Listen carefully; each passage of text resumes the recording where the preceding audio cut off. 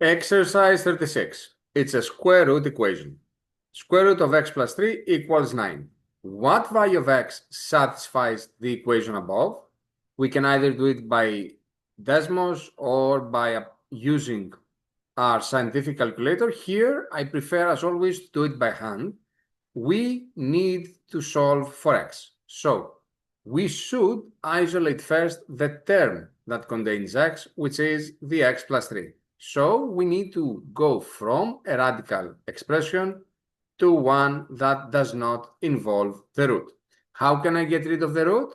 I can raise both sides to the power of 2.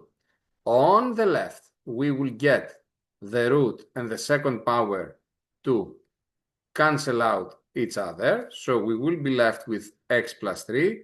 On the right one is a number, 9 squared is 81.